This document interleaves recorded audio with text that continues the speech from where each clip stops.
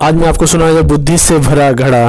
अकबर बीरबल की कहानी को जोड़ो। एक बार किसी बात पर अकबर बीरबल से नाराज हो गए और उन्हें बीरबल को राज्य छोड़कर कहीं दूर चले जाने का आदेश दे दिया। बीरबल ने अकबर के आदेश का पालन किया और राज्य छोड़कर चले गए।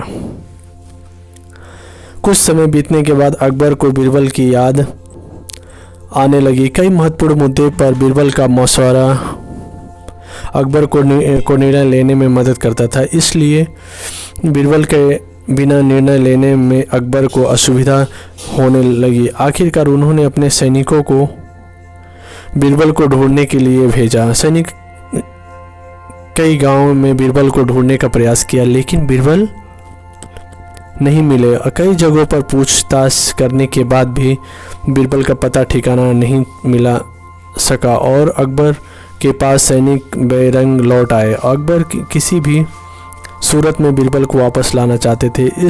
इसके लिए उन्होंने एक युक्ति सोची। सैनिकों के माध्यम से उन्होंने अपने राज्य के सभी गांवों के मुखियाओं को आदेश भिजवाया। संदेश इस प्रकार था: 1 माह के भीतर एक घड़े बुद्धि भरकर उसे घड़े के साथ दरबार में उपस्थित हो। ऐसा न कर पाने की स्थिति में बुद्धि की जगह घड़े में हीरे जवाहरात भरकर देना होगा। अकबर का ये संदेश सैनिकों द्वारा गांव-गांव में प्रसारित किया गया।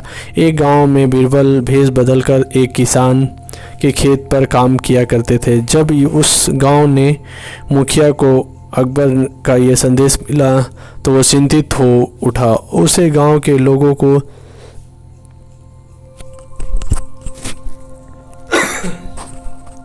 को सभा बुलाई। बीरबल भी उस सभा में उपस्थित हुआ। गांव के मुखिया ने अकबर का संदेश गांव वाले को दिया। तब तो सभी सोच में पड़ गए। तब बीरबल ने मुखिया से आग्रह किया, महाशय आप मुझे एक घड़ा दे दें, मैं उसमें 1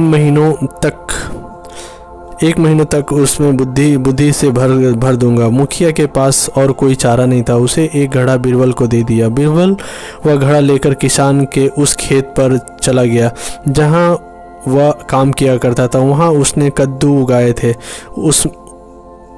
उनमें से एक छोटे से कद्दू को उठाकर उस घड़े में डाल दिया। कद्दू अब भी अपनी बेल से लगा हुआ था।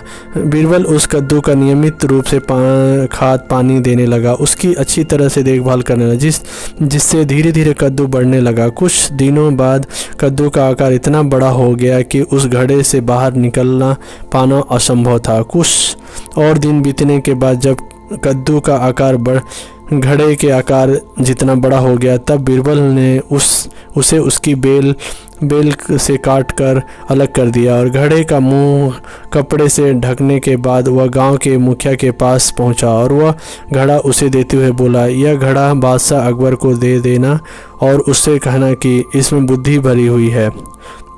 उसे बिना काटे और इसे घड़े को बिना फोड़े उसे निकाल लीजिए। मुखिया बादशाह अकबर के दरबार पहुंचा और उसे अकबर को घड़ा सौंपते हुए वैसे ही कहा जैसे बीरबल ने उसे कहने के लिए बोला था। अकबर ने जब घड़े के ऊपर से कपड़ा हटाया और उसमें झांक कर देखा तो उसमें उन्होंने कद्दू दिखाई दिया। वे समझ गए कि इतनी दूर की सोच सिर्फ बीरबल ही हो सकती है। पूछने पर मुखिया ने बताया कि यह उसके गांव में एक किसान के खेत में काम करने वाले व्यक्ति ने किया है। अकबर जान चुके थे कि वह व्यक्ति और कोई नहीं बल्कि बीरबल है। वह तुरंत मुखिया के गांव गए और वहां किसान के घर जाकर बीरबल से मिले और उसे माफ़ी मांगकर वापस दरबार में ले आए। सिख मोरल ऑफ द स्टोरी: हर समस्या का कोई ना कोई हल अवश्य होता है।